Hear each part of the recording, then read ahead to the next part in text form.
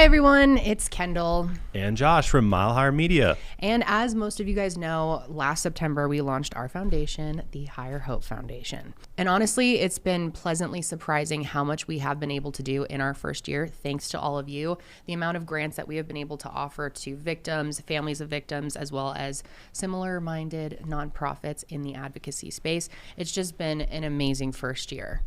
Yeah, we just wanted to thank you so much for all of your support out there, whether you've given a donation, whether you've purchased merch, which again, all merchandise at milehighermerch.com, 100% of proceeds goes to the Higher Hope Foundation. So that's been absolutely huge for the foundation since we've made that change. But also just by viewing our content, listening to our content, or supporting any of our sponsors, all of that goes into funding the grants that the Higher Hope Foundation is able to give.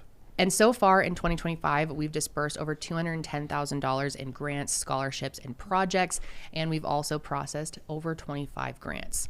And right now we are in our season of giving, and we're only $40,000 shy of reaching our full impact goal. So obviously we'd love to meet this goal, and we intend to meet this goal. Closing this gap means helping 8 more families or organizations that are still waiting for the help that they deserve. And so every gift, no matter the size, and by the way, every single cent that you donate goes directly to grants, 100% of that.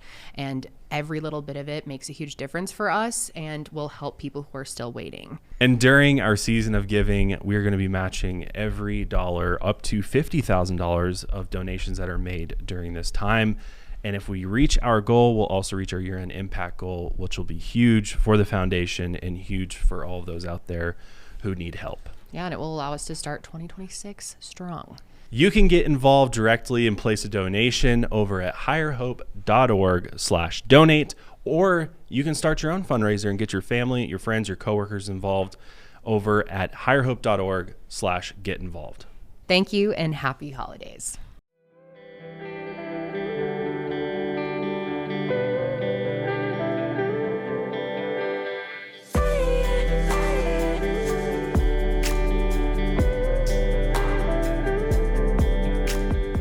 Hey, what's up, everybody? And welcome back to Mile Higher Podcast.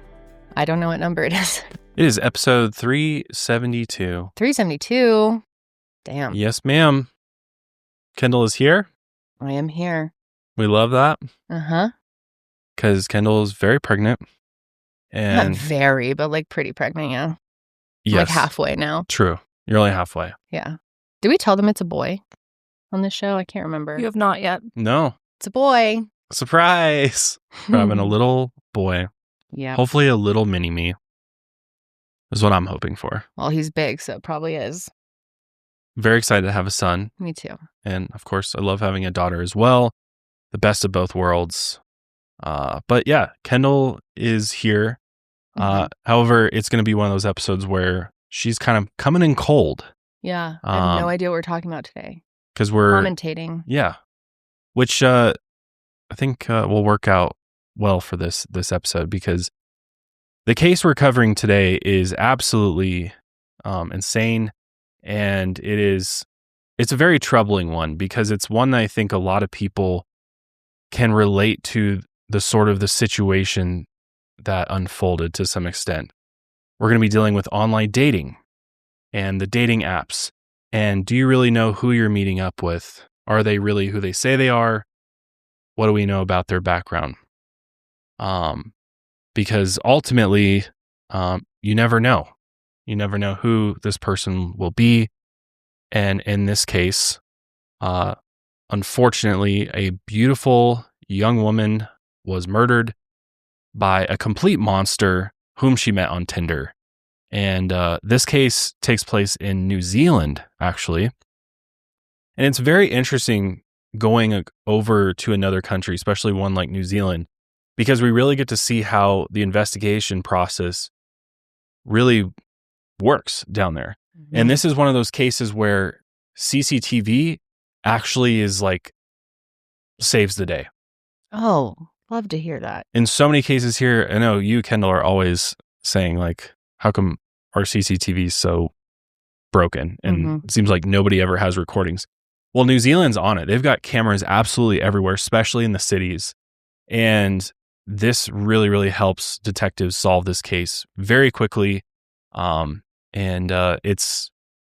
It's pretty wild. It's insane what happens here. It's very sad. Yeah, this is going to be the case of Grace Millane and the events that led up to her murder. Grace Emmy Rose Millane was born on December 2nd, 1996, and she spent her early years in the Brentwood district of Essex. She was the youngest of three. She had two older brothers, Michael and Declan, and they were all very close-knit. Got along great. It seems like overall their family as a whole is just an amazing family. Her parents are David and Jillian, and they're incredibly supportive of their young family. As I said, they were extremely close-knit, and David ran a successful asbestos removal company. A friend of the family, Peter Holloman, said this about David: he's always been very hardworking, very conscientious. The kids all followed that. They all worked very hard. And by the time Grace was 10, David had worked hard enough and had grown his business to the point where they could move into their dream home in the town of Romsden Bell House. With a population of just 730 people, the town was alive with wholesome activity. Imagine the quaintest small village you can, the postman making deliveries, families walking down to the stores on the main street, a community center always bustling with new activities and chances for locals to see and spend time with one another. It's that picturesque, out of a movie type community. The main road is even complete with an old-fashioned sign with the name of the village and a carving of a raven grazing over a field, which is a reference to the town's original name, Ramsdana, Valley of the Ravens. And aside from the quaint and classic vibes of the village, Romsden Bell House is known for being a very wealthy area of Britain. Houses on average cost around $2.3 million, and the house that the Millanes purchased cost $2.6 million. In a neighborhood of manicured lawns and luxury cars. And it was here that Grace really came into her own. The family had two dogs, Maddie and Benson. Benson was a massive Newfoundland who took a liking to Grace, and soon the dog would become her baby. Those are the cutest dogs. Awesome dogs. I love Newfoundlands. A family friend named Claire Bilton said this about the Millanes. They're a close-knit family, all very caring, a really genuine, down-to-earth, lovely family. And by all accounts of the videos that I watched and interviews, it absolutely seems like these guys are salt of the earth, just amazing human beings. It's absolutely horrible what happens to this poor family. But childhood friends of Grace recalled sleepovers where Grace would make them pancakes before bursting out in a song in the kitchen. Grace's friend Brittany Hawks wrote that Grace wasn't, quote, an ordinary person. Her heart was filled with generosity.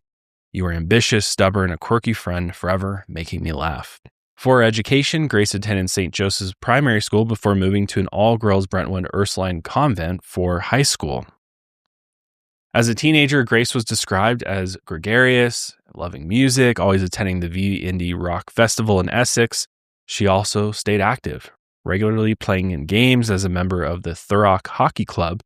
She'd even won an award through the club for training the youth team. Claire Bailey, who's the chaplain at Brentwood Ursuline Academy, said this about Grace: what I remember most about her was her smile. She was always bright and full of energy, and her smile shone. She was a warm and friendly student and was valued among her peers. Her open and bright personality drew people in. So everybody's got amazing things to say about Grace. Yeah, it sounds like it. Just a lovely, lovely girl who just so much life and personality. But of course, Grace was still a teenager, and so her views on school were not always the best, which, we all go through that phase where we're like, what's the point of school? Yeah. But she went to a school where everybody really felt like family. But in her final 2 years, Grace studied English and fine art at St. Thomas More High School, where her talent really showed through. Soon she was showing her work on social media and was even exhibited at the Mall Galleries in London. Oh, wow. Which is very impressive. That's a big deal. And as she started to look towards her future, Grace wanted to have a successful and fulfilling career like her father, but she also had a passion to just go out and see the world. So in February 2013, Grace headed off to Iceland with some friends. Looks like an awesome place. And during her final year of high school in 2015, she visited Los Angeles, baby. It's so funny how everybody wants to come to Los Angeles. One of the most disappointing places in the U.S. I hate it there. You go there and you're like, well, it's not all bad. No, I would see how you'd want to visit there once. They're not really like city people, though. It depends on what kind of lifestyle you're looking for. If you like more city and stuff, it's we're like just the boring. place to be. Yeah. I love LA. Yeah, that's not Yeah. me. I have fun. If there's people there, I don't want to be there. I know. Yeah, same. Good food, best Thai restaurant in the world. They do have good probably not the food. world. Yeah, the but food's banging there. Better than for sure. Thailand. The food is bomb. It's always interesting to me when we go The weather's overseas nice. that like it's New York, Miami, Los Angeles. Yeah. Are like Yeah. the three places that For sure. people from across the world want to visit here. Never course. is Denver mentioned. Yeah, well, think about it. When we went to France, did we go to like other towns? No, we went to Paris. True. Which is the like New York City of France. Yeah. So It certainly is. thought it was gonna be different. It's okay. What? Well, you thought Paris was going to be different? Yeah. Thought it was gonna be like less city like, but I guess I was confused. It's one of the biggest cities in the world. Yeah, I've completely spaced that. It's So the city of light. I thought it was the city of love. I think they call it that too, but it's also called the city of light. Well, Grace went to LA and she had a great time. Also, during her last year of high school, Grace started her first relationship with Matt Gadsden, who would also attend college with Grace at the University of Lincoln.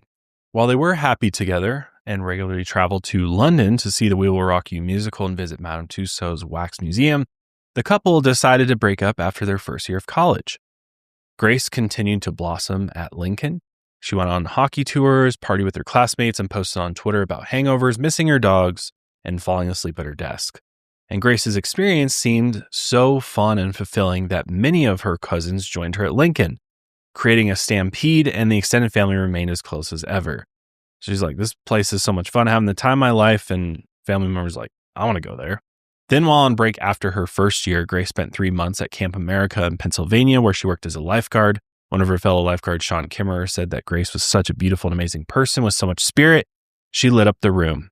They hung out in town, and Grace made friendship bracelets with some of the children in her camp. She continued making her own art and made it a point to speak to her parents through text or phone calls every single day, which is important to remember later on. Sean said she was always saying how much she missed her mom. If it wasn't I miss my mom, it was I miss my brothers, I miss my dogs.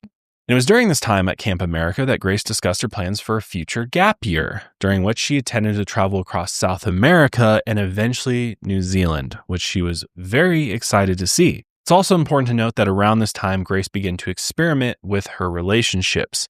While the facts will be distorted later on, Grace did speak openly with her friends that she enjoyed light BDSM and had made accounts on BDSM-centered dating apps.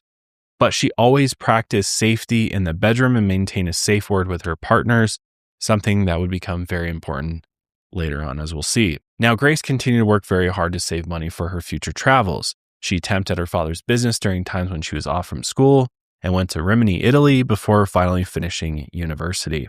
She spent the next few weeks with her parents before embarking on her long anticipated gap year, during which she intended to travel around the world. Her last weeks at home were jam-packed with activities. She cut off her hair for the Little Princess Trust, which provided wigs to children and young people with hair loss. She posted on Twitter, "Can someone tell me how to pack for a year away, please?" I could see how that'd be tough. Yeah, where would a whole you even year. start? Man.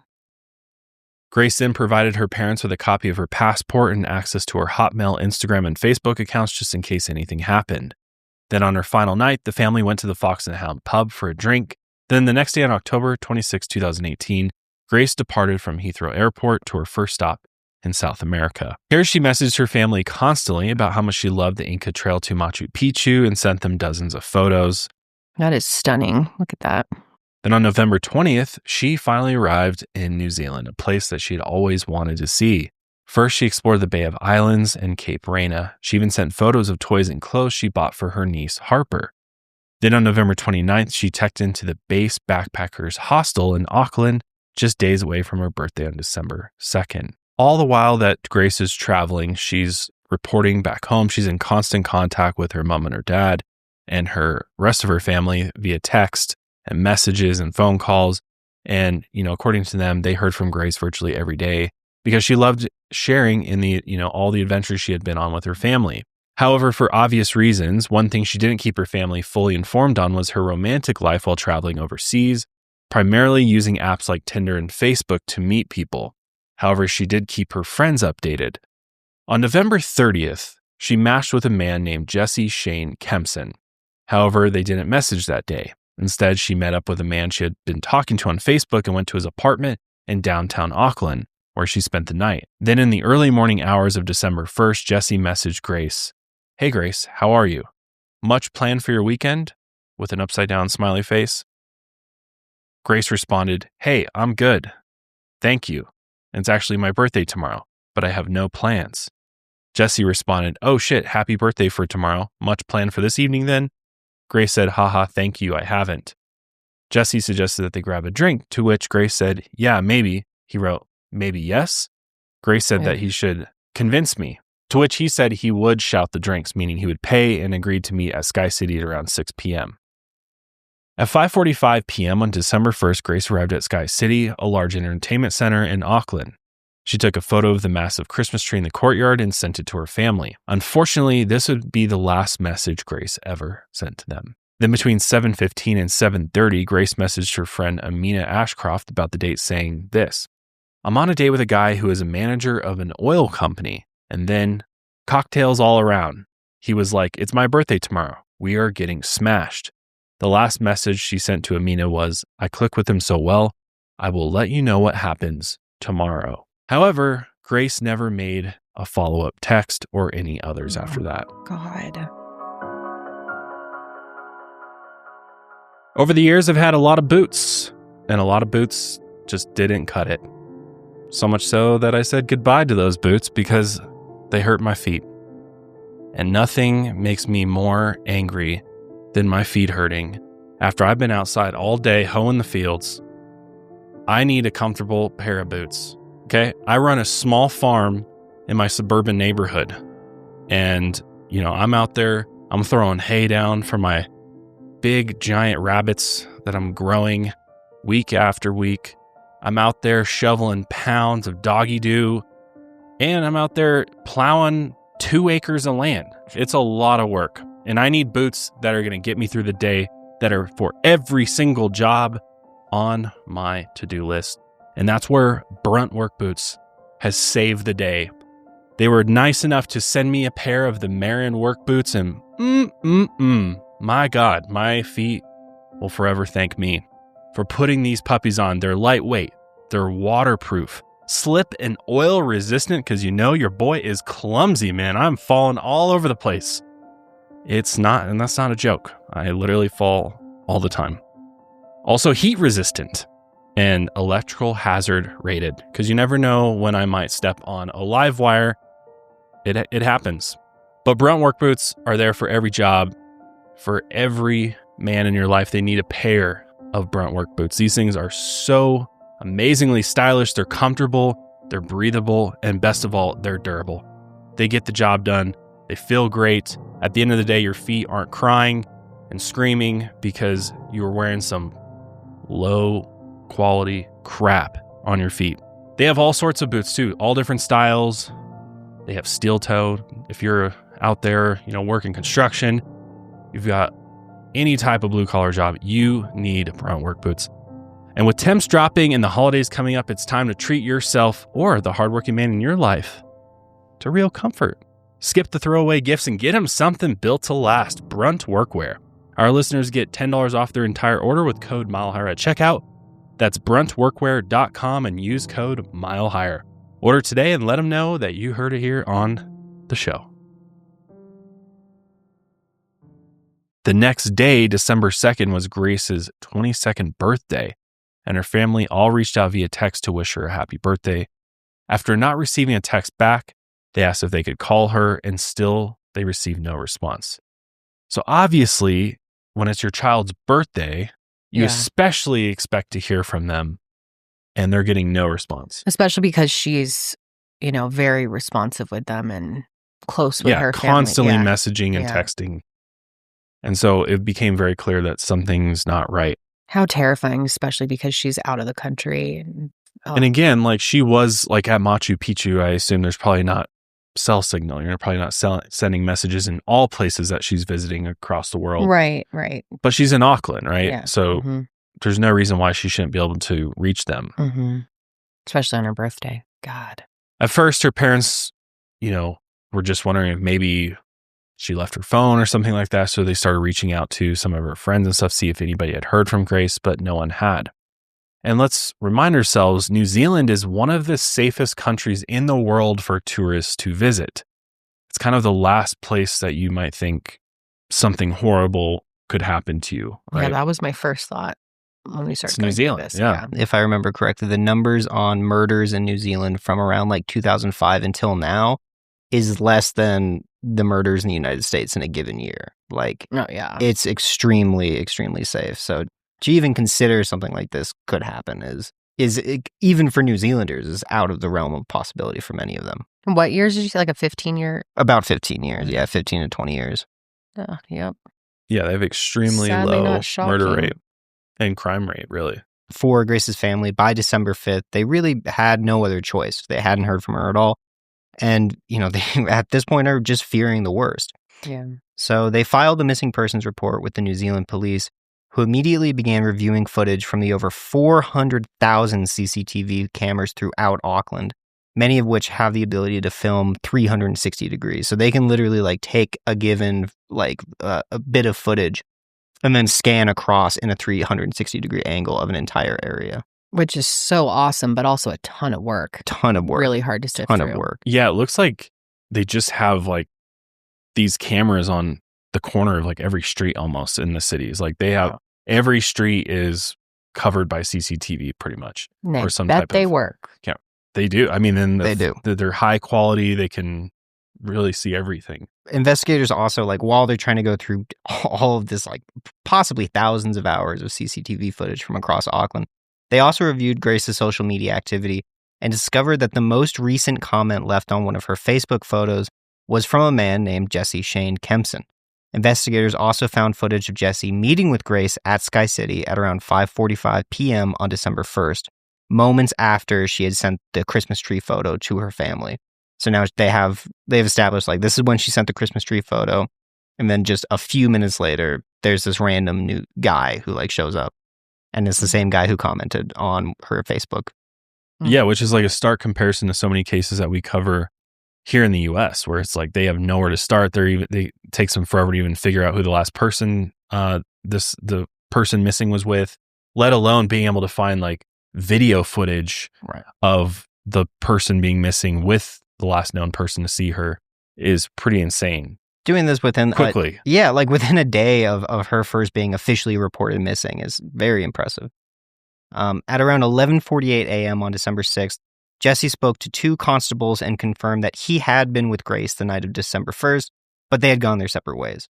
They provided him with a card to call the station, and so he did call the station shortly after and confirmed both the Facebook comment and that he was with Grace.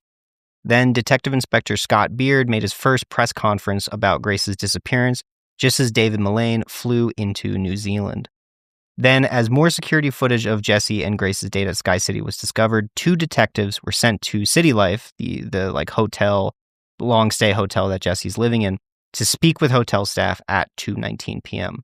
But just as they were talking to employees in the lobby, they noticed Jesse walking in the opposite direction outside. So they ran after him and met him at a store before taking him to Auckland Central Police Station for questioning. Then at around 5:30 p.m., Jesse sat down with Detective Sergeant Ewan Settle to discuss his time with Grace on the night of December 1st.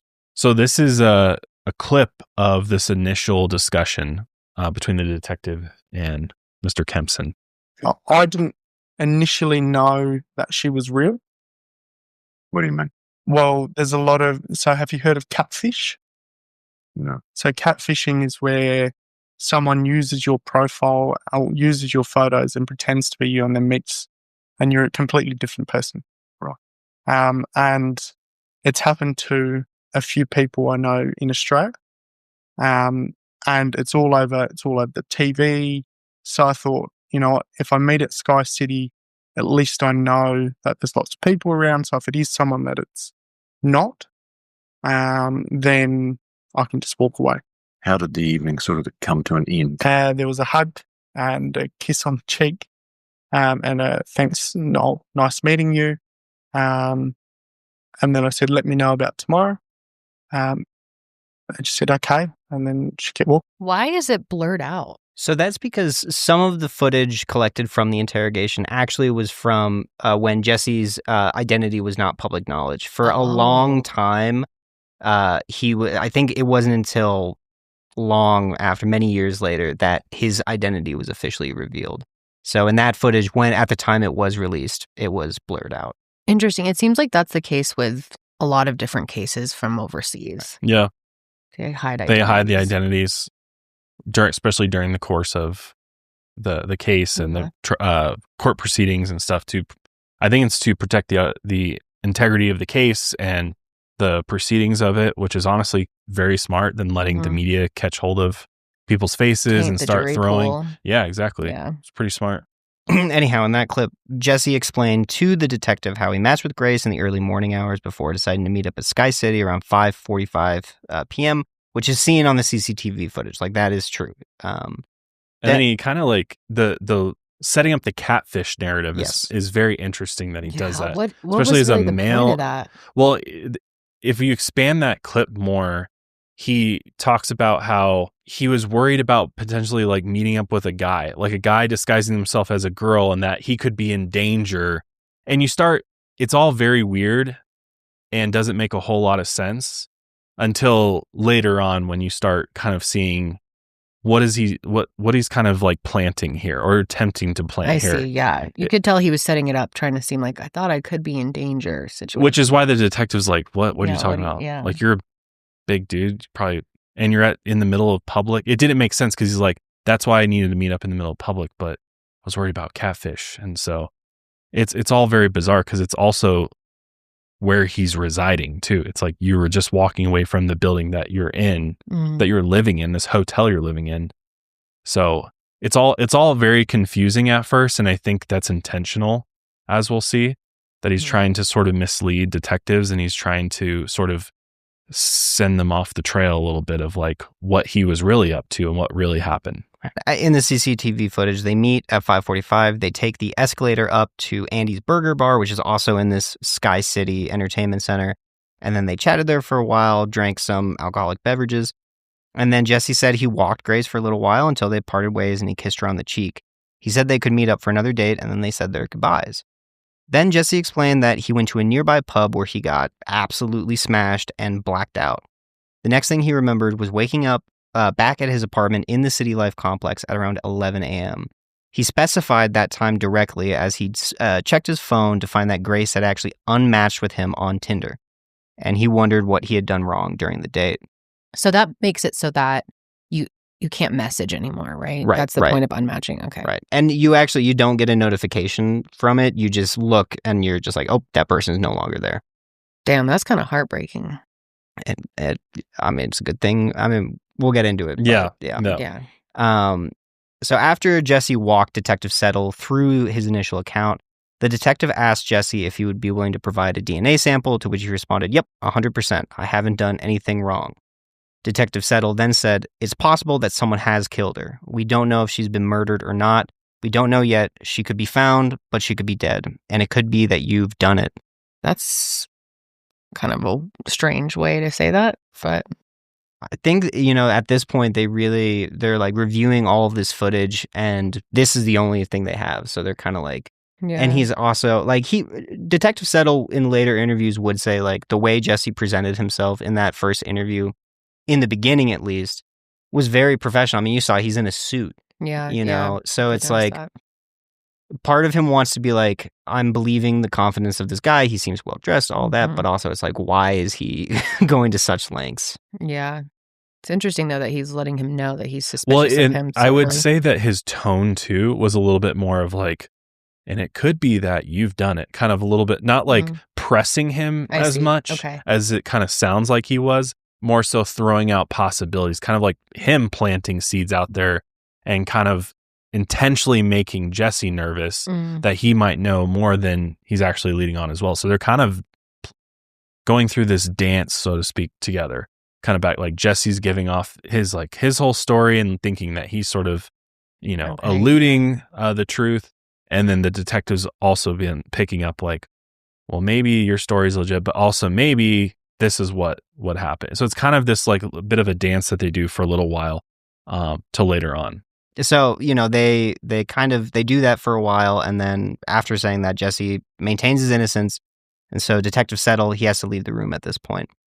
Because as he was interviewing Jesse, there was actually a break in the case that diverted his attention so much that Jesse became frantic. He was left alone in the interrogation room for so long that he knocked on the door just to ask another unseen investigator a question.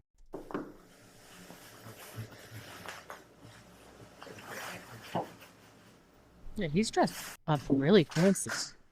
Hey, I just want to ask a question. Am I being arrested for something I didn't do? You haven't been arrested, mate. Oh. No. Oh. I don't know, Have I been arrested for something I didn't do? Yeah. Right. Kind of like putting a little bit of the blame on himself. Like, Yeah, I was going to say that's kind really of incriminating himself a stupid. little bit. What he should have just been like, am I being detained? Have I been arrested? But to be like, for something that I didn't do, like he threw that Yeah. in there too is very suspicious Wigging for an out, investigator right? to be like, Yeah. okay. Mm-hmm. So when Detective Settle finally returned, he once again asked Jesse what time he had woken up on the morning of December 2nd. And Jesse repeated that he had checked his phone at 11 in the morning when he woke up, with no recollection of the prior night after saying goodbye to Grace. Now, the reason Detective Settle asked this was that while he was interrogating Jesse, other investigators had actually discovered additional CCTV footage showing Jesse returning to the elevator at the City Life building with a new suitcase at 8 in the morning. Oh, shit. There you go. There he is. Wow. And he's looking right at the camera. Yeah. Damn, he fucking knows. It's seriously impressive how much of this whole case is captured on security cameras. It's kind of God. crazy. Like Imagine play how by many play. cases here would be solved Yeah. if we had good working cameras. It drives me insane. If you are looking for a great holiday gift to give someone, really anyone, look no further than an Aura frame, okay? I have gifted everyone in my family an Aura frame, so much so that I'm kind of sad that this year I don't really have anyone to give an Aura frame to, because literally everyone in our family has one, and they're from me. Janelle got one from me, all my friends. Ian, maybe you could get one from me this year. I would love that. Currently, Austin has one from Aura as well. Oh, yeah, he does. So we Does he have use it? Does he love We it? do. I put a bunch of photos on it as well. Oh, that's great. Do you upload photos of Alice? I've uploaded photos of Alice, of Austin and I smoking cigars together. Yeah. Uh-huh. It's great. It's It fun. is the best. I added photos to mine last night. There you go. I added photos to yours last night too, Janelle. Amazing. Can't wait to It's see so them. awesome. I live for the Aura frame.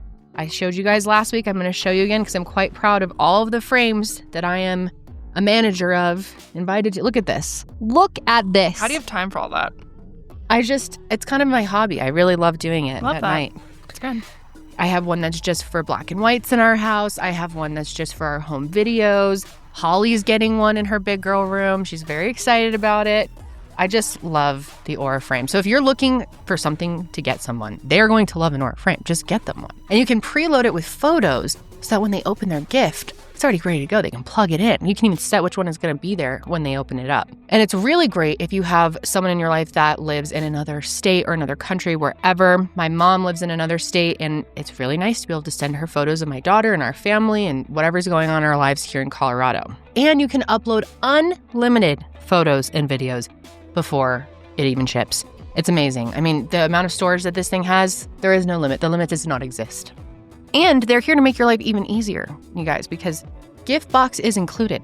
Every frame comes packaged in a premium gift box with no price tag. We even have an office frame here, and we have video clips on it from our holiday parties, and you can turn the sound on with a tap. You can do so much just from the top.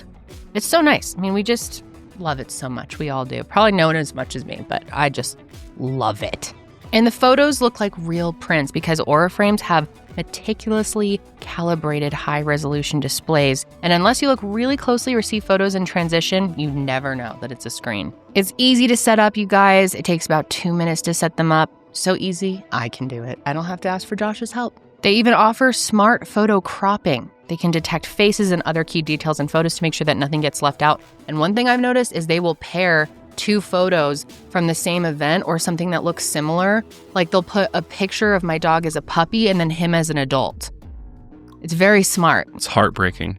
It is heartbreaking. Or they'll do our daughter, like a grown-up one, in the bath. It's great and then for a little kids. baby one in the bath. It's so good. Kids for your love it kids. because they love to go over to Oh, it, yeah. and Holly it's likes it. easy for them to navigate and look at pictures of themselves and family and stuff. Yeah. And if you have a Leo daughter, Yeah. then she It's just wants to just look at pictures pictures and of videos of her. herself. Love that. For a limited time, save on the perfect gift by visiting auraframes.com to get $35 off Aura's best-selling Carver matte frames, named #1 by Wirecutter, by using the promo code MileHigher at checkout. That's AURAFrames.com, promo code MileHigher. This deal is exclusive to listeners, and frames do sell out fast, so order yours now, just in time for the holidays. And you can support the show by mentioning us at checkout. Terms and conditions apply. So at first, still somehow, even though this clip is timestamped, Jesse tried to maintain the lie, claiming that he was certain he had woken up at 11 in the morning and it was the time on the CCTV that was incorrect. Oh my God, dude, you're really going to try to do that? Yeah. That's exactly Detective That's Settles. so easy to figure out. So, oh my God. And yeah, like Josh said, Detective Settle did not buy this.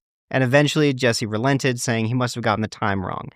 Yeah, he's like, Okay, oh, whoops. yeah. I was confused. I was So- so fucked up the night before. Right. So fucked up that I managed to wake up before 8 to leave and then return back at 8. And I didn't know what time it even was. Right. Okay. To buy a suitcase of all things Right. at 8 in the Oh, morning. Jesus. Jesse maintained that he had only purchased the suitcase to pack his belongings as he was leaving the City Life unit in the next few days, and that suitcase was still in his apartment if investigators wanted to take a look. Yeah, he's like, yeah, it's in there. You guys can go have it. The suitcase is in there. He like plays it off as like, it's not a big deal. Like, why are you questioning me about this? I just messed up the times. That maybe the timestamps are wrong on the cameras. He starts kind of reeling a little bit because I love how Detective Settle handles this whole interaction too. He's just so stoic and just like silently stares at him for like a good 2 minutes. Like, really? Like, really? You're going to lie to me right now? You think I'm going to believe this? Yeah. Okay. And he's like, oh, I needed a suitcase at 8 a.m. because I got to move my shit out. I've got to get out of this hotel room. God. But I was so fucked up last night. I was blacked out drunk. Yeah. But I slept, my original story, I slept till 10, 11 a.m. God, what Yeah. a fucking idiot. So, again, while Detective Settle had caught Jesse in this very egregious lie, and the fact that Jesse never mentioned waking up to buy a suitcase in his initial timeline, that wasn't enough for investigators to make an arrest quite yet. Still, at least they had a genuine person of interest, and would spend the next day combing through CCTV footage, searching Jesse's City Life room, and learning more about his backstory. Because now they know it seems like he's the last one to be seen with Grace before she just seemingly vanishes. And now this dude is lying to us. Why would this guy be lying to us? Unless he has something to hide. But as we find out very quickly, Jesse is a professional liar for sure. For one, he never worked in the oil industry at all. He was a complete lie that he told Grace. His two most recent jobs were as a bartender and like a telemarketer, worked for some marketing company.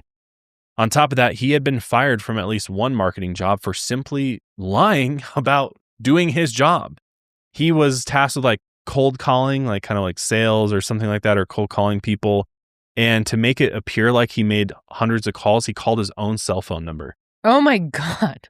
And the company caught him immediately. And they're like, the fuck, What dude? are you doing? You think you're going to... He thinks he can... So he thinks he's smart, but he's Yeah. actually dumb as fuck. You know, his outfit kind of looked like something he would wear as a bartender too. What he was wearing in the... Could be, yeah. Hmm. We don't know. I don't think we know why he was dressed like that. Or was he going on a date maybe or something? Or So, no, that day, there was no date. I honestly think he did just get dressed up Yeah. to speak to police. He had his Hmm. bartending outfit. Right. He had his... he's got his tuxedo on. Right. Uh-huh.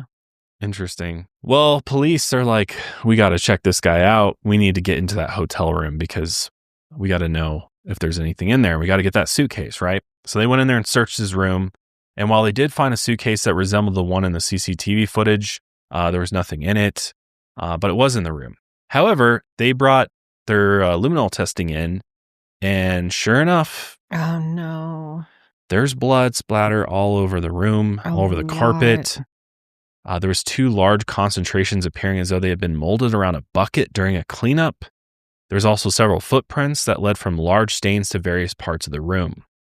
While blood on the surface of the carpet was only visible through the luminol testing, when police looked underneath, they were able to see with their own eyes that blood stained both the underside of the carpet and the concrete floor beneath. Oh my God. So a lot of blood, a little bit of blood spatter on the wall around this area. But it was very obvious that when this occurred, somebody got down on the floor and scrubbed the shit out of the floor and likely smeared it all around too. On top of that, the investigators collected enough CCTV to prove that almost all of Jesse's original story was a complete lie. Surprise, surprise. On December 7th, just as all this information was being collected, Grace's father, David, officially arrived in New Zealand and gave this statement to the media. He said, "Grace is a lovely, outgoing, fun-loving, family-oriented daughter. Grace has never been out of contact for this amount of time and is usually in daily contact with either her mother, myself, or her two brothers. We are all extremely upset, and it is very difficult at this time to fully describe the range of emotions we are all going through." Detective Inspector Scott Beard added that they had grave fears about Grace at this point in the investigation. Then finally, at 2:43 p.m. on December 8th, the police met with Jesse at the Attic Backpackers, telling him they wanted to speak with him again about Grace. At 6:10 p.m., Jesse settled into the interrogation room once again with Detective Settle, where this time the tone was much different. Detective Settle is ready to get some real answers, because now they're armed with electronic information, including Jesse's Google searches and his whereabouts located through CCTV. Investigators now felt like they had a truly accurate timeline of what happened during and after his date with Grace on December 1st. So let's go over the actual timeline of events. At 5:45 p.m., Grace and Jesse met at Sky City and went to Andy's Burger Bar on the upper level, just as he had originally described. However, this is the only truth told about his time with Grace. At 7:14 p.m., Jesse and Grace left Sky City. Instead of parting ways with a kiss on the cheek, they walked across the street to a Mexican restaurant where Grace ordered a sangria with mint. They sat in the corner and spoke about the other people in the restaurant, imagining their lives. Grace is also pictured showing early signs of affection towards Jesse, like putting her hand on the small of his back. This is also when Grace texted to her friend Amina, stating that Jesse was the manager of an oil company. Jesse denied telling that to Grace. However, Jesse's a fucking liar, and he probably most certainly did. And it also later be discovered that he also lied frequently about his employment to many other women and just people in general. At 8:27 p.m., Jesse paid for their drinks, which included 2 margaritas and Grace's sangria. In addition to the drinks that they had at Andy's Burger Bar, safe to say that the couple was getting pretty drunk at this point, and it wasn't their last stop of the evening. At 8:30, they arrived at the Bluestone Room, a busy bar on Durham Lane. They settled in at a high top near the front of the bar and began passionately kissing and speaking intimately.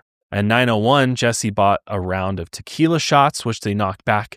And at some point, Jesse got up to use the restroom, which is when Grace likely sent her final text to Amina. At 9:20 p.m., Grace got up to use the restroom. During this time, Jesse is seen on CCTV footage picking up her purse and rifling through the contents. What a dirtbag. That is like the craziest, not the craziest part, but like just seeing that on says so much. It says so much, especially when like she just texted her friend saying like, we click so well, like this guy rocks, yada, yada, yada. And the moment she leaves him alone with her things, he's like, I gotta go through her shit. What the fuck? Like what like from your guys' perspective, Janelle, Kendall, like what if you found out a guy that you were dating was rifling through, that you had just met, by the way, was just rifling through your purse? I would unmatch him on Tinder too immediately and get away from him. What the fuck? Creepy. Is he trying to steal something? Is he trying to plant something? Is he like, what if he puts a tracker in there or something, wants to track your location? I mean, there's so many things that he could do. It's just bizarre. So she was in the bathroom? Yeah, and this is all on camera. Oh my God. Literally all of this, they have camera footage of all of it. It doesn't look like that he actually grabs anything from the inside of the purse. But again, it's still proof that Jesse isn't just this simple, nice guy that he's presenting himself to be with police and to Detective Settle. You know, oh, I'm this oil manager. No, he's a scumbag. He's a complete scumbag. It's a good reminder too, to especially when you're on a first date or just getting to know someone to take your stuff. Yeah. Mm-hmm. While Grace was using the restroom, Jesse went on Facebook and left a comment on Grace's photo that would initially alert police to him. Jesse wrote, "Beautiful, very radiant." After leaving the bar, they were seen arriving at City Life at 9:40 p.m. Jesse had his arm around Grace's shoulder, and she held his hand. They entered the lobby and rode the elevator to the 3rd floor. And this is the last time Grace is seen alive on CCTV. The following account is a mixture of Jesse's own story and evidence collected from his phone in the hours after Grace entered his room because, of course, there's no CCTV footage from the room itself. So this is how Jesse explains it. He explained this portion the detective settled during the second interrogation, and he explained that by this point the alcohol had started to kick in, and he said we were kissing, we were talking and kissing more. Jesse said that Grace had asked him if he had heard of 50 Shades of Grey. To me about 50 Shades of Grey, which is a sex fantasy movie that's out. We started having sex. At first it was just normal. It was very placid. And then she asked me if we could get into bondage. And then all I remember is falling asleep in the shower. What? He fell asleep in the shower? Yeah. One thing led to another. They started having consensual sex. She wanted to do bondage and other things. And then they started doing that. That all happened. And then he just, when they were done, went to the shower, fell asleep. And we do know that she had expressed interest to her friends in light BDSM. Mm-hmm. Correct. And that when she had done it in the past, it was very safe with partners who were understanding. Consenting and everything. Safe words and everything like that. Mm-hmm. So not only is the fact that Jesse mentioned, what he did immediately after, but during this part of the interrogation, it's very clear by the things that he's saying that he is building up a defense. Because he chose his words very carefully. He's very meticulous about how he described this interaction happening. If you're still paying your friends back with cash, or maybe you're really old and still writing checks, you need to throw all that away right now. Well, not the cash, but the cash in your Cash App account. But you need to be using the Cash App for all of your financial transactions. It's the safest, easiest way to send money, and it's cool. Let's be honest. Cash App is just cool to have. If you don't have Cash App, you're kind of lame. And I didn't have Cash App for a long time, and now I do. Now I'm cool. And maybe you're somebody who's already using Cash App daily. Maybe you're already using the Cash App card. And now Cash App just released a new status program for the way people actually spend called Cash App Green. It unlocks new ways for you to pay, get rewarded, and easily grow or manage your money on your terms. Now, when you spend at least $500 a month with a Cash App card or Cash App Pay, you earn green status, which unlocks benefits like up to $200 of free overdraft coverage, higher borrow limits, and custom personalized cashback offers every Friday at places you love to shop. Turn everyday spending into status with Cash App Green. Download Cash App today or visit cashapp.com/new to learn more about this and other great features launching now. For a limited time, new Cash App customers can earn $10 if they use code CASHAPP10 in their profile at sign up and send $5 to a friend within 14 days. Terms apply. Cash App is a financial services platform, not a bank. Banking services provided by Cash App's bank partners. Prepaid debit cards issued by Sutton Bank. Member FDIC. Cash App Green. Overdraft coverage. Borrow. Cashback offers. Promotions provided by Cash App. A Block Incorporated. Visit cash.app/legal/podcast for full disclosures. He also explained that Grace asked him to take intimate photos of her on his phone. This is also being used to cover up something Jesse would do later. So he says this as well. He said that Grace eventually asked him to squeeze her neck harder before they finished having sex. Jesse explained that he immediately after sex took a shower and then passed out in the bathroom. And then hours later, he woke up and returned to the bed. And when he did, he thought that Grace had left the room. And it wouldn't be until the morning after he actually woke up that he found her lying on the floor, unresponsive, and by this point, deceased in his room. That's his story. That's his story, yeah. But this was also a lie because they started looking through his Google search history on his phone and they discovered that no. After he said all this happened, he didn't just go pass out and fall asleep in the bathtub. He was on his phone making Google searches. And his Google searches are pretty damning. I guess they're about cleaning and shit like that. At 1:29 a.m., he searched for the Waitakere Ranges, which is a heavily forested area about 40 minutes west of Auckland. We'll come back to this here in a minute. Then at 1:31 a.m., Jesse searched hottest fire. Hottest fire? Mm-hmm. Which, why would he be searching about hottest fire at like 2 a.m. in the morning? Was it potentially to try to figure out how to dispose of Grace's body? Very clear that that's what it was. Then it gets worse. Immediately after this, Jesse accessed several porn sites. What? Yes. Fucking freak. Are you kidding me? Disgusting. By this point, Grace is likely already deceased on his floor. Oh my God. That is so horrific. And for her family to hear, oh my God. Then between 1:45 a.m. and 1:49 a.m., Jesse took several naked photos of Grace. Oh my God. And in these photographs, she appears to be deceased. Investigators describe them as trophy photos. Oh, this guy is horrible. Yeah. And with the amount of blood spatter, I'm sure it was not a pretty scene that he was taking photos of. Oh my God. Yeah. And so around the blood, he says that her nose was bleeding. Is what he says about the blood. Like that's where the blood was coming from. That when he woke up, her nose was bleeding. Okay. And that's where all of this blood came from. So much so that it seeped into the concrete. Right. But then it sure as hell doesn't seem like he got a wink of sleep that night, because at 6 a.m., so we're now at 6 a.m., he searched the terms rigor mortis and extra large bags. So that tells you very clearly this motherfucker never went to sleep. No. He was up all night trying to figure out how he was going to get rid of Grace's remains. And doing who knows what else. Yeah, who knows what else. But of course, during his interrogation, Jesse does not disclose these Google searches and claimed that he slept through the entire night and that, I just woke up and there she was. And let me guess, he tried to delete them off his phone. No, I don't think he was even dumb enough or smart enough to do that. Oh, didn't even try? No. Wow. I think he literally thought that they were going to buy his story. Well, let's watch a little bit more of this here. I need to stop. I need to go. Would you like some fresh air? Yeah, please. I was in shock. And I didn't know what to do. I went downstairs and I was just, I don't know, it was all over the place. And I didn't believe what had happened. I was just terrified and scared. I thought that she had gone. I thought she had left. Pathologist, specialist doctor will perform a postmortem.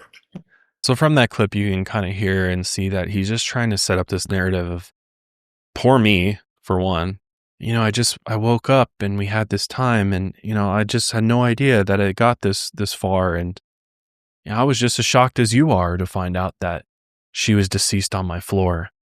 And, he's trying to put on the whole crying act and everything. And I love that the detective settles just like, clearly not buying it whatsoever. So back to the timeline here. At 7:51 a.m., Jesse messaged another woman on Tinder to see if their date for that afternoon was still on. After this, this motherfucker's like, I'm going to go on another Tinder date. God, he is sick and probably wanted to do the same thing to her. Then he left city life to walk to a shopping mall only a few blocks away where he bought the suitcase investigators would later find on the CCTV. He then returned to his hotel, as seen in the footage discovered by investigators during their first interview. He then explained that he tried to take his own life using medication, but we have no proof of that whatsoever. Jesse said, I was just in shock the whole time. I couldn't put her in it because it just didn't seem right. So I left Grace half in, half out of the suitcase. At 8:35 a.m., Jesse once again left his apartment and walked to a nearby supermarket. While there, he purchased several items, including cleaning powder, a pack of small gloves, and some gum. And then he returned back to the hotel again at 8:40 a.m. At 10:33, he got a taxi, which took him to the Apex car rental. There, he rented a small red car for 24 hours before parking it outside of the hotel. And then at some point, he Googled flesh-eating birds and are there vultures in New Zealand. Oh my God, this guy is sick. Diabolical, man.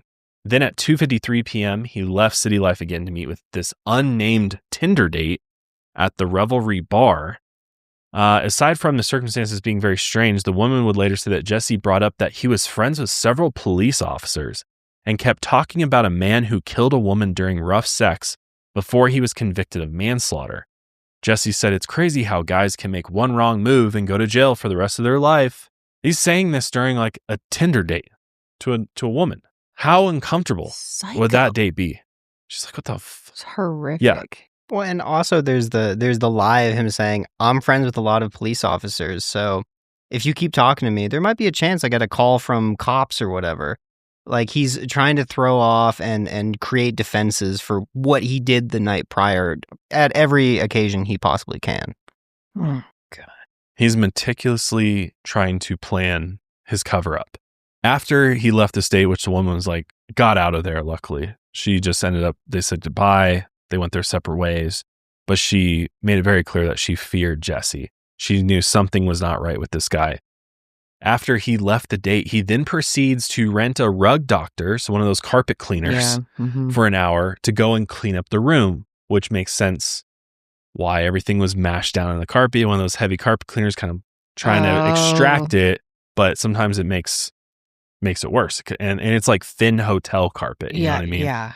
Which I'm like, nobody at the hotel's like, sir, why are you hauling up a rug doctor to your room?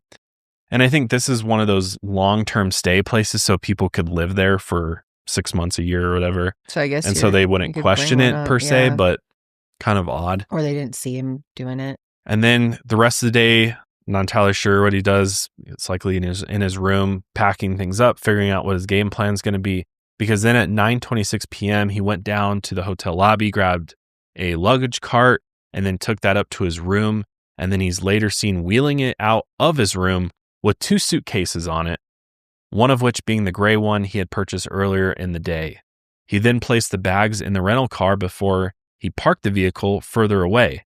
He left the bags inside the car throughout the entire evening. Afterwards, Jesse went back to the supermarket to purchase additional gloves and stain remover. At 6:14 a.m., Jesse began driving this rented vehicle towards the Waitakere Ranges. On the way, he was seen purchasing a red shovel and 4 bolts, likely to try to make his shovel purchase look less suspicious. 4 bolts? 4 bolts and a shovel, yeah. The shovel doesn't help at all. It makes it look... Again, all captured on camera as well. What a dumb... Then after that, he drops off CCTV footage for several hours. Then Jesse is seen returning to the City Life Hotel at 9:30 a.m., entering his room barefoot before dropping off bags at a dry cleaner. This dude has his like pant legs rolled up barefoot, running through like the hotel parking lot into the hotel. He's such a freak. Then he's captured on camera taking this rental car to the car wash to wash off the car, to hose it down. And then he leaves that shovel that he bought on his way to the Waitakere Ranges at the car wash, just like randomly in there. On purpose? Yeah, so that way he's disposing evidence. Oh my God, which is crazy. I'm like, he doesn't realize there's cameras everywhere. And he really thought he was going to get away with this. That's what it seems like. Because then after he returns the car, he goes and buys an identical suitcase to the one that he put Grace in to have that like, oh, you can go pull the suitcase out of my room, knowing that they're gonna see the suitcase and they're gonna want the suitcase. He gets another one. Oh, he thought he was really smart. Really smart. Yep. Yeah, he is one of those people who thinks they're just a genius and are going to trick people, but everything they do is stupid as fuck. Then after police first contacted him on December 5th, Jesse made an unknown trip to a ferry at Mission Bay. While he never stated why he did this, investigators have suggested that this is where he could have disposed of Grace's belongings. So potentially phone, other personal belongings of hers. He went out in the middle of the water to dump them overboard. Which this leads us to Jesse's first interview and then to his second, where he finally confessed after investigators presented all the information to him. Let's take a look at that. Oh boy. Perform post-mortem. They're very skilled at establishing people's causes of death. Understand that? Did you kill Grace Millane? Okay. You're under arrest for the murder of Grace Millane on or about the 2nd of December. You understand? Yep. The whole interrogation footage is all. Where is it available?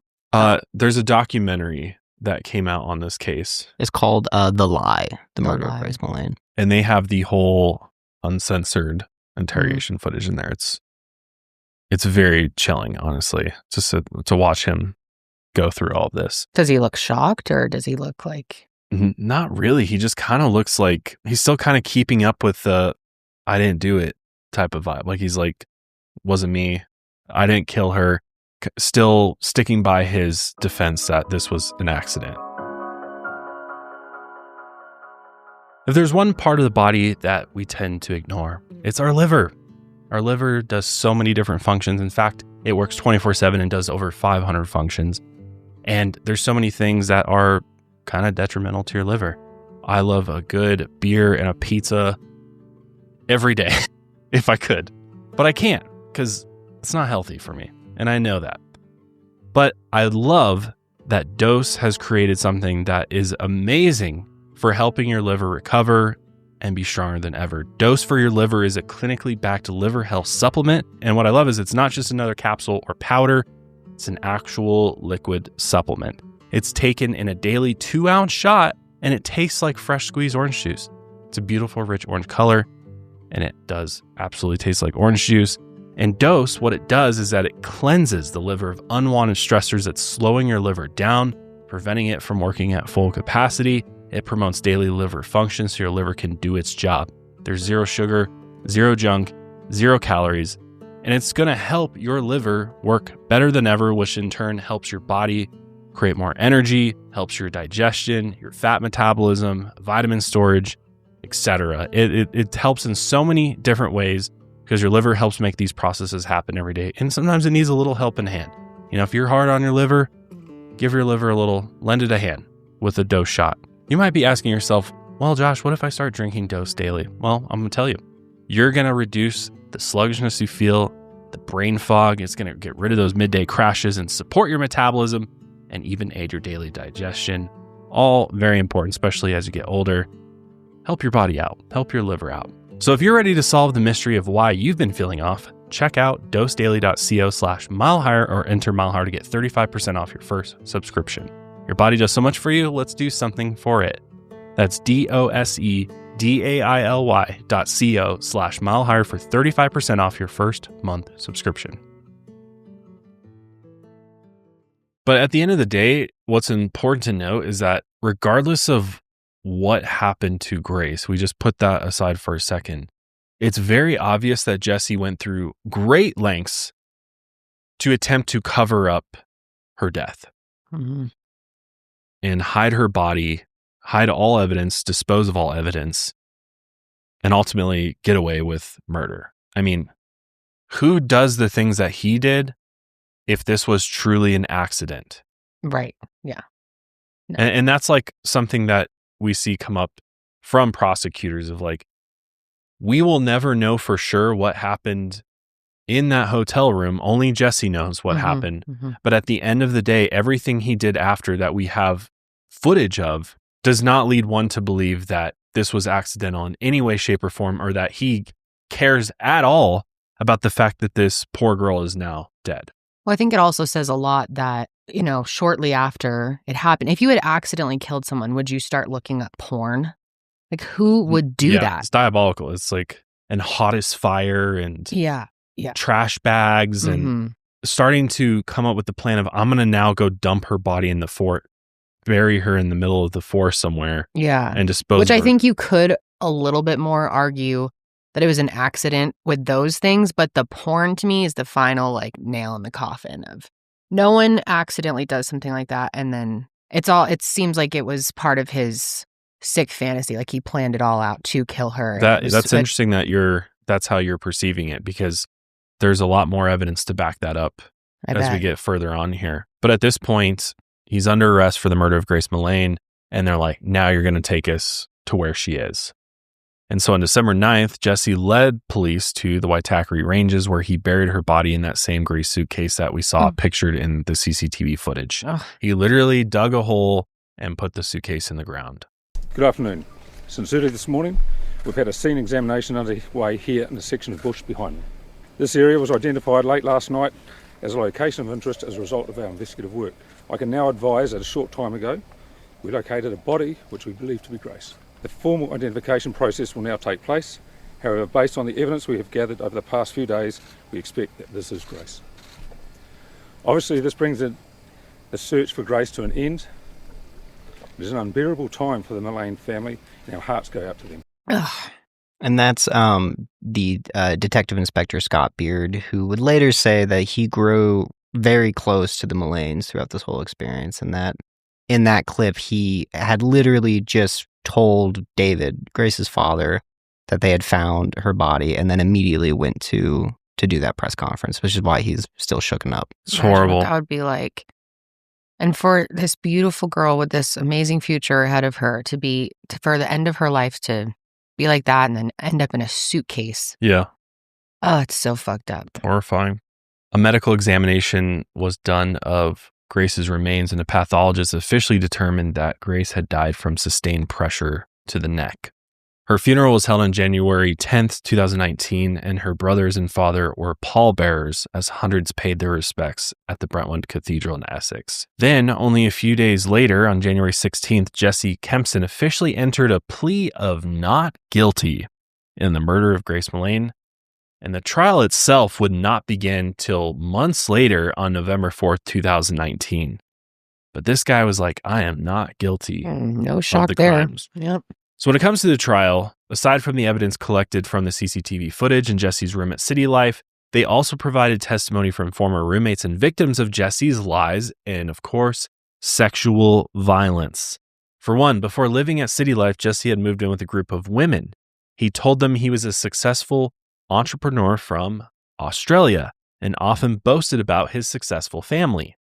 However, he was soon kicked out of the house after he missed several rent payments and made his roommates feel unsafe when he would drink. In reality, Jesse was born in Lower Hutt, Australia in 1991. In 2013, he left his family behind after tensions had boiled over about his lying. So he literally got kind of exiled by his family because he has a pathological lying problem. So it sounds like he's been lying his way through life for a long time. The other witnesses who could shed light on Jesse's behavior were his exes, who had been physically and sexually abused by him. His first ex, with whom he lived in 2017, explained that Jesse constantly borrowed money despite still maintaining his entrepreneurial lie. Eventually, she let him move in with her, which is when the violent abuse began. Things reached a head when she returned one night to find Jesse passed out on the couch. When he woke up, he told the woman, I have been sent here by the CIA to kill you. You are going to die today. You are going to die. What the fuck? Yeah. God, this guy's out of his mind. He then chases her around the house with a knife, then held her in a chokehold before he forced her into sexual acts. Oh my God. Repeating that he would kill her and her family. He would later say this was due to taking drugs on an empty stomach, but the woman said in court, a piece of me died that night and I lost my fighting spirit. Oh, how Terrifying. traumatizing. Yeah. Horrible. Yeah. Oh, this guy's a maniac. No one in his life cares about him, it seems, too. There was also an additional woman who said that after a Tinder date, Jesse took her back to the hotel room where he had been living in a manner eerily similar to his date with Grace. While there, he forced the woman to do sexual acts with him and nearly suffocated her. So this wasn't the first, No. maybe the first time killing someone, but yeah, I mean, it seems like how natural he was able to just do all this so nonchalantly and look up porn after that. Yeah, he's probably done this similar things before. Yep. You know? Further testing that was done by forensics during the investigation indicated that there was no male DNA underneath Grace's fingernails, which might have indicated a struggle, and that her blood alcohol content was 2 times the legal limit. However, decomposition could have lowered that number since the time of her death. So it's clear from that she was intoxicated during the encounter. Yeah. So that brings up the question of, was this consensual even or not? We don't know. Mm-hmm. We don't know what happened once they got behind closed doors. Right. Like, I think it further disproves his story and makes you not believe his story at all. You know, there's not even a shred of truth in there potentially. Right. With all this, what was Jesse's defense? This is what's called a so-called 50 Shades defense, where the defendant claims that it was an accidental death due to a sex game gone wrong. And we know that Jesse likely figured this out through a Google search in the hours beforehand, because he literally said to Detective Settles, "Have you ever seen 50 Shades of Grey?" Oh, Like, right. he's name dropping what the defense is officially called. And it's extremely controversial, with numerous groups like We Can't Consent to This stating that it places the blame on the female victims for essentially consenting to their own deaths and abuse. Mm-hmm. And this was even the case in Jesse's own defense, as his previous victims of abuse were hounded by his lawyers, asking if they had consented to their treatment by Jesse and if they were only speaking up due to the high-profile nature of Grace's case. So essentially, like, not only does the 50 Shades defense, because it is, it's happening behind closed doors, and the only person's word we can have on it is Jesse's or whoever the perpetrator is, it also means that during the trial, the problem with it is, like, if they bring any previous victims of abuse out, the defense has the go-ahead to start poking holes in their story and, like, essentially re-traumatizing them. Yeah. So it's a very controversial defense. And it was insane in this trial. Really. The defense attorneys for Jesse were brutal to the victims of his. Oh my gosh. Literally victim shaming them right there in the courtroom, like hardcore though. Humiliating Yeah. them and trauma. Oh. Basically being like, this happened because it's your fault. Right. You allowed this to happen. You wanted to be a part of this. Also bringing up the fact that Grace, saying that Grace liked BDSM. She I'm was the sure one they who really leaned on gave that. him permission to do it. Yeah. And they were totally going that route with it. Mm-hmm. Interesting. I've never actually heard it called the 50 Shades defense. And we hear of it often, right? Right, yeah. Especially in cases similar to this, especially with online dating cases. But there are numerous articles and also groups that are, like, trying to get it banned as a Yeah, it should defense, be. like thrown out just wholesale. Yeah. So luckily in this case, it didn't stick. Aside from the whole situation being very upsetting that they would even try to pull this, the pathologist determined that Grace's death resulted from 5 to 10 minutes of continued pressure on her neck. And given the nature of Jesse's Google searches and trophy photos after her death, it was clear to everyone that this was no accident. Yeah, that's another huge reason. I forgot about that too. The naked photos of her, yeah, her deceased, yeah. Mm-hmm, mm-hmm. I mean, he's clearly a That does not sadistic fuck. yeah. I mean, he's enjoying it. He's completely into sexual sadism. He's totally into that. It's very clear. Yeah. From that, yeah. So, like, that does not add up. To try to have the audacity to say this was an accident gone wrong is just despicable. There is nothing here that indicates that when you look at every subsequent action Jesse made after this supposed accident happened. Any normal, decent human being would have stopped everything they were doing and called emergency services right then and there. Of course. And that did not happen. Josh, What? guess what? Guess what day it is? It's Hungry Root Day. It's Hungry Root Monday, baby. We get our Hungry Root delivered on It's Monday. like Christmas. It is. We love getting our Rip Hungry Root open the box. package Mm-hmm. and Holly's look at all the always delicious pumped. food. Calls it Hungry Toot. We call it Hungry Toot now at our house because of Holly. Really? Yeah, John's called it Hungry Toot last It's night. an iconic name. It's great. Brilliant. But if you want dinner on the fly that's still good, nutritious, and easy to cook up, Hungry Root's got you covered. Today we are getting sweet vodka sauce, chicken garlic sausage rigatoni. That's our daughter's favorite. Oh, that one's so good. Mhm. Love that one. Also the lemon pepper chicken and cheesy broccoli. That's one of your favorites. That's one of Holly my does favorites. love it too. So it is very good. The chicken is sous vide, so it's already cooked, and it's just been in this marinade, this lemon pepper marinade for who knows how long. They're sous vide Throw it in the oven, proteins. and you just kind of heat it up in the oven, crisp it up a little bit. Yeah, It's so good. it's really good.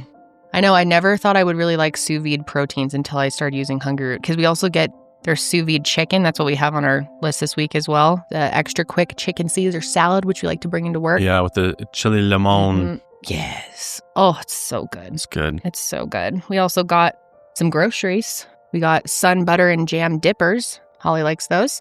Organic cashew butter, dark chocolate, teriyaki chicken snack sticks, another favorite of Holly's, and then low sugar sour gummies. Ooh. I know, I got those for you this time. Thought you could check them out. So if you are a busy parent or busy person, just, we all are busy, right? It will be such a game changer to do your weekly grocery shopping and meal planning with Hungry Root. Hungry Root allows you to eat well and reach your diet and health goals, whether you're gluten-free, dairy-free, high protein, focused on gut health, or anything else. Just take a quick quiz, and their smart cart technology recommends recipes and ingredients that are tailored to your tastes and needs. And unlike other food delivery companies, Hungry Root now has over 50,000 chef-crafted recipes to choose from each week. 50,000 options each week, with many ready in just 15 minutes or less. That's why we love it too. I mean, the food is amazing, but how quickly it comes together. Can get those meals. Yeah, it's really nice. It truly is like a 15-minute dinner. Mm-hmm.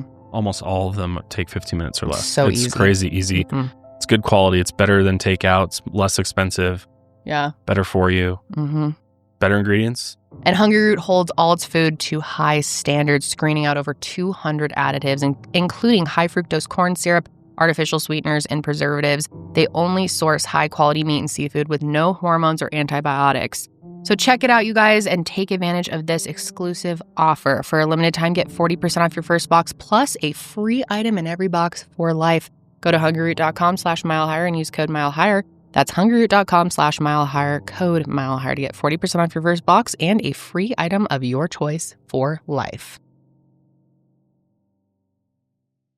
And also a 5 to 10 minute long accident. Yeah. Like he's holding that pressure for 5 to 10 minutes. He would have saw her Yeah. literally go unconscious. Yeah. At that point, you stop everything you're doing. I bet he had planned to do this going into it, or like wanted to do this to someone eventually, and it just finally. Some like fantasy of his. Yeah. That's my. Because it does seem like he had it pretty meticulously planned, even though it was dumb because of the cameras being around. But all these actions, but yeah, you know what I mean? That he had. I'll rent a car. I'll go bury the body. How will I get the body out of my room without people seeing it? Yeah. All of these things. I think some thought went into it ahead of time, even though he's an idiot. Yeah. Wow. I mean, just how shameful to try and put that on her too at the end. When there's literally there's so much evidence against him. Yeah. And literally none other than she had mentioned being into BDSM, and that's it. Fucking monster. And if she was into BDSM, and in all the texts and her friends indicated that she knew safe words, she knew how to actively engage in it in a safe manner that would never lead to something like this. Right, of course. But his two male defense attorneys made sure of it that the women were blamed for it. That was a women's fault that this happened. Yep. So after 3 weeks of the trial, the jury returned a guilty verdict. There was unanimous. It was quick. And Jesse Kempson was sentenced to life in prison with a minimum non-parole period of 17 years. Well, that's for the murder of good Grace to see Millane. in New Zealand, you know. Yeah, I was honestly so impressed with New Zealand and just the way that they handled this case from start to finish. Even the court system, they still have a very similar system to what we have with the jury and the, being able to have a defense, prosecutors, punishment. This case was massive, though. I didn't realize how big of a case this was there. This was national news. Think of how rare it is. Yeah. Something like this happening. The Prime Minister of New Zealand literally made a whole, said her own apologies to the Millane family, that she was completely shocked by this and how could this have happened. I've even heard of this case. I never looked into the details, but I've seen it requested many times. Yeah, it's unbelievable. Wow. But things only got worse for Jesse. He would receive 2 additional convictions for the rape and abuse of the other women who came forward after Grace's death. Good. So he got justice came for him, and they got him. He should never have another free day in his life. What a fucking. And just what's also just so dangerous about him is the way he presents himself. Yeah. He reminds me of he gives out that serial killer personality. Totally. You'd almost never know because he's kind of decent looking. He seems like he's got it together. He wouldn't have, these types of interactions with. Just the way he speaks and kind of carries himself too. Yeah. But sadly, in November 2020, Grace's father, David, passed away due to leukemia, a diagnosis he had received after returning to England. So after he got back of the conclusion of his daughter's case, he found out he had leukemia and then died in November of 2020. Oh, it's horrible. Which is just, this poor family. God, they've been through so much. Just went through this horrible thing, and then they lost David. Grace's mother, Jillian, and her cousin, Hannah O'Callahan, created the Love Grace charity, which provides handbags and toiletries to victims of domestic abuse. As of December 2023, the group had donated 15,600 handbags in the United Kingdom and around the world. It's so awesome. I've seen similar things to this here in the States. Wow. Yeah, very cool. In 2024, both Jillian and Hannah were appointed officers of the Order of the British Empire for their charitable services. But still, the pain of losing her daughter while she was supposed to be on a trip of a lifetime lives with Jillian and the Millane family forever, of course. And another thing I want to bring up too that's pretty badass was Grace's mother actually climbed Mount Everest. Oh, wow. In honor of Grace. Was it, this is not for was it Everest or Kilimanjaro? Did she do both? She did both, I'm pretty sure. She completed Everest Trek in 2024. Wow. Love Grace is really cool too, because they allow people to donate handbags and then they fill them with toiletries. Yeah. I love that. What a way to repurpose bags. Yeah, really cool. Yeah, she climbed Kilimanjaro and Everest, I believe. That's amazing. Because she was like, I'm going to go finish what my daughter started, Good for her. Go see the world. Wow, that's incredible. But we're going to end this episode with some words from Grace's parents here. You'll have to forgive me because I'm not very good at this.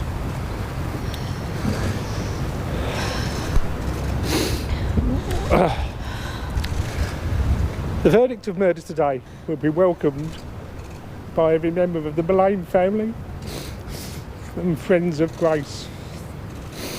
It will not reduce the pain, the suffering that we've had to endure for over the past year.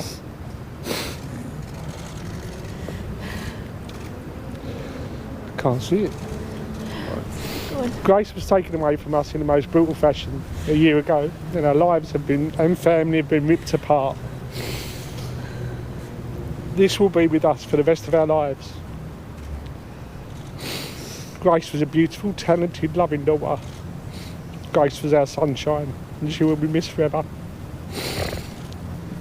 She did not deserve to be murdered in such a barbaric way on her only year. We would like to thank several people. Auckland Police Force, been professional, diligent and thorough all through this investigation. A special thank you to Detective Inspector Scott Beard, Detective Senior Sergeant Greg Brand and Detective Tony Jordan. We would like to thank the Crown Prosecution Team, Brian, Robin and Lita. They never flinched away from the more intimate details of the case and were compassionate and thoughtful where the family matters arose. The press contingent, you lot, who have attended court every day with my wife and I and reported truthfully, respectfully, all the events as they unfolded. Last but not least, we would love to thank the people of New Zealand.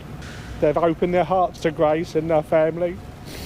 I cannot express our gratitude enough for all the offers and gifts of kindness that we have received over the last year.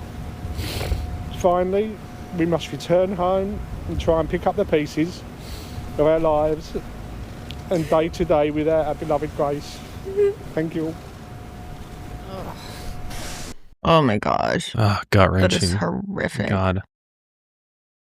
Horrible thing that should have never happened. What a strong and amazing family, though. Wow. All because of one selfish, sick fuck. Oh, it's so sad. Yeah. This guy was clearly dangerous. He had repeated patterns of violence shown throughout the different relationships that he had. And I think he took advantage of this opportunity that he had to do the thing that he had always wanted to do. But yeah. Ugh, it's just so horrible, man. We want to know your thoughts. Of course, maybe you're a listener down in New Zealand. Yeah. Maybe there's something you remember from when this happened. Let us know. But that's going to be it for us today. Appreciate you for being here with us. Of course, we'll be back next week with another one. We'll see you then.